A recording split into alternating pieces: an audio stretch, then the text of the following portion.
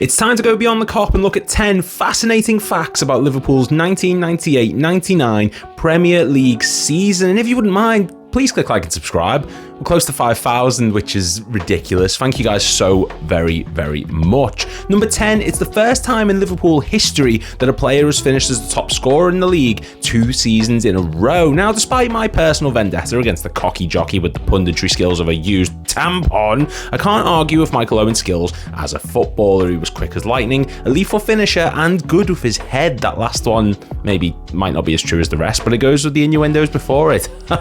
Sex jokes. In fact, the young lad was so impressive during the first few seasons of his senior career that he went 6 seasons in a row as our top scorer, something which hadn't been accomplished since the days of Roger Hunt throughout the entirety of the 1960s. And while that sounds impressive already, what makes this even more seismic of an event was the fact that for the first time in Liverpool's entire history, the player who finished as our highest goal scorer also won the Golden Boot for finishing as the top division's highest goal scorer for 2 seasons in a row. Before this, 5 former Reds had won the accolade, but never in consecutive seasons, making Michael Owen the first, but not the last. Number 9, Liverpool have only ever had 6 Norwegian players represent them, and 5 of them were at the club at this time. The beautiful country of Norway has produced so many talented footballers, with a good number of them arriving on the shores of England to represent sides in the Premier League. Ole Gunnar Solskjaer, Erling Haaland, the greatest man on the planet and the reason someone went back in time to kill the dinosaurs to save them from having to encounter the muscle-taken human form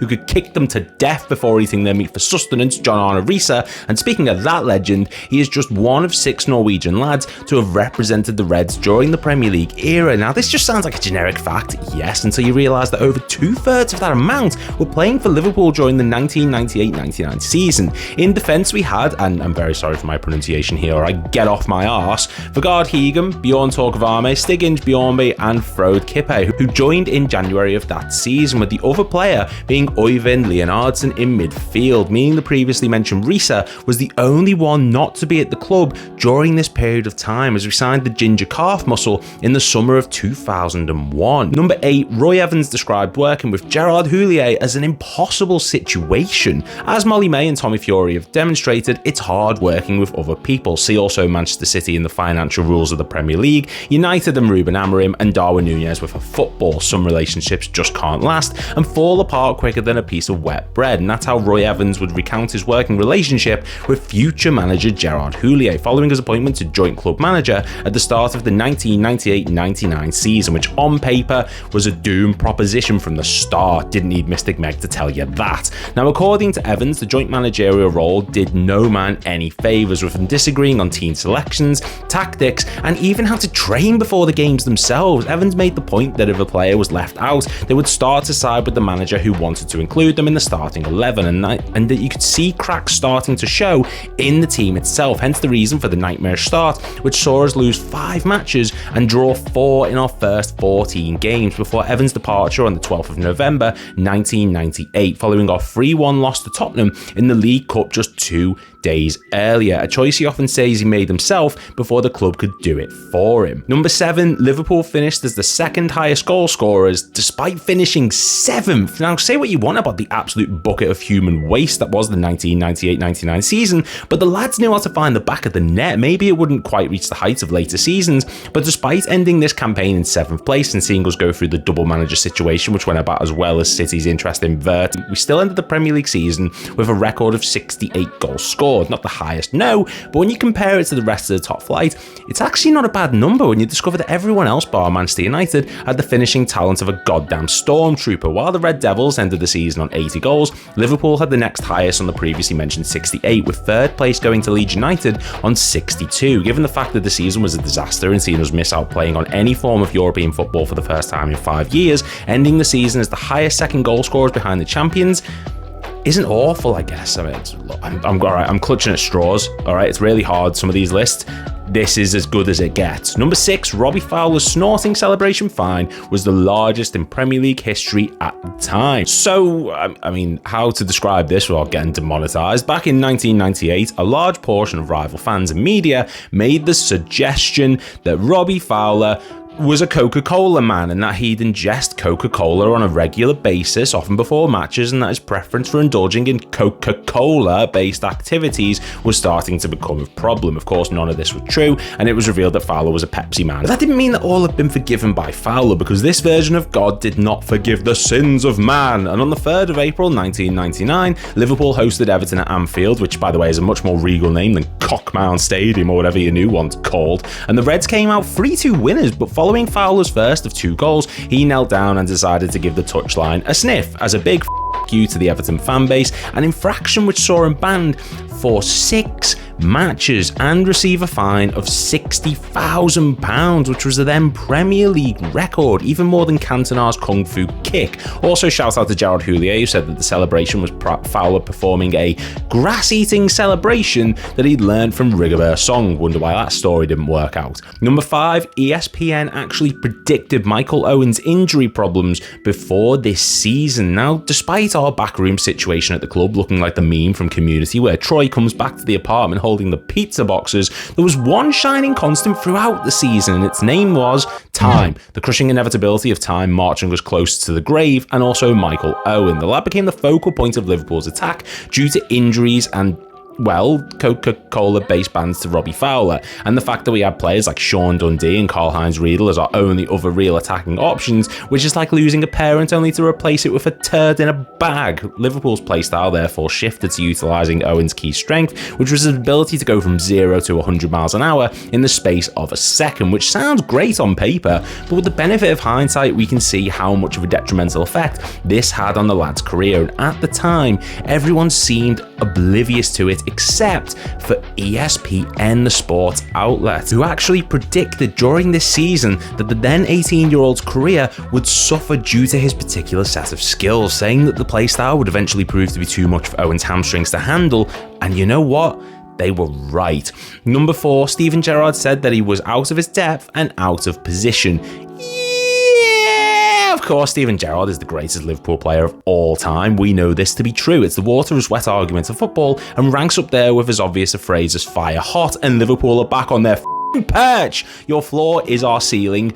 Off, lads. How many players got injured when you were typing that one out? All this in mind, it's easy to think that Gerrard made his debut during the 1998-99 season and immediately made a name for himself, but actually, it didn't quite work out that way. In a 2008 interview with The Guardian, Gerrard revealed his struggles during the early days of his Reds career, saying how in his 13 appearances replacing the injured Jamie Redknapp, he was often used as a right winger and was, in his own words, out of his depth and out of position, saying he saw himself as a defensive-minded player who could contribute more to key tackles rather than trying to push the team forward. It wasn't until he replaced the departed Paul Ince the following season that he made the transition into midfield to partner Jamie Redknapp, where he started to flourish. Number 3, a Christmas party almost derailed Jamie Carragher's career. We've all been there. We've all had a few too many drinks and you're there making a Tom Titty yourself on the town while one of your mates is in the corner going, calm down, it's time to go home. But you just can't bring yourself to go back to reality, so you keep going, and then you end up throwing up into your own hat while crying that you desperately want a kebab, but the pizza house is closed, so you put a pizza in the oven at home and fall asleep,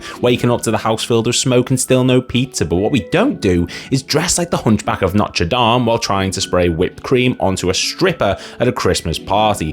First off, what's Carragher doing dressed as a hunchback on Christmas? There's a million questions there alone, but also, what the So according to several reports, during the Reds' 1998-99 Christmas party, newly promoted senior player and United enthusiast Jamie Carragher decided to reach for a bottle of whipped cream while, according to said reports, cavorting with a stripper in the corner of the club with a microphone. Michael Owen, the good little grass that he is, went over to Paul Ince like a kid going to dad telling them that mum's done something, and he immediately took the microphone away from Carragher before telling him to put it down like it's the scene at the end of King Kong. Carragher said this almost derailed his entire career and meant he had to change his mentality away from the Spice Boys and purely onto football, which he absolutely did. Number 2, it marked the first time Liverpool lost 3 Premier League matches in a row since the 1993-94 season. Towards the end of the Evans-Houllier failed marriage, which we touched on earlier, Liverpool were in a rough position. In the space of 3 matches, the Reds fell from 4th right down to 11th, which coincided with them losing 3 matches in a row, which was actually the first time this had happened since the notorious 93-94 season, following the initial appointment of Roy Evans, who replaced Graham Souness. During the 93-94 season, Liverpool lost to Arsenal, eventual champions Manchester United, and relegated Sheffield United. Fast forward to the 98-99 season, Liverpool would lose 3 matches in a row to Leicester City, Derby County, and Leeds United, only scoring 2 goals in the process and conceding 6. It was in November of 98 when this incident occurred, which was around the time of Evans' resignment as co-manager. So clearly the signs of the fractured relationship were on display for all to see, and wouldn't be until the 02-03 season that this record was repeated again. And number 1, Steve Mcmanaman said that his move to Real Madrid had nothing to do with financial benefit. It's a topic that's been kicked to death, so I'll keep it brief. Following the departure of Evans in November of 98, a factor which also swayed McManaman's decision, it's got to be said, it was announced that the Liverpool midfielder would be leaving Anfield at the end of his contract in 5 months' time to move to Real Madrid. A decision which sent the fan base into a frenzy at the time, with people calling him a greedy bastard and a Judas. However, despite people saying he was only in it for the money, the Scouser has since revealed his motives for making the decision, stating publicly at the time that the legacy of the likes of Alfredo Di Stefano and Ferenc Puskas was alluring to him. He also said in a 2021 interview that he felt underappreciated during his time at Liverpool, stating that the contract offers put to him were awful and that the club assumed that he would stay on indefinitely because he was a local talent and that they could table whatever they wanted and that he would accept it. He also said the club's attempt to sell him to Barcelona the year before without even consulting him put the nail in the coffin, saying he'd given his all to the club and they tried selling him on like he was nothing because they didn't want to lose face or a fee. This saw his form dip at the end of the season, but he received a standing ovation on the final day of the campaign from the home fans after his terrific display against Wimbledon in a 3-0 victory.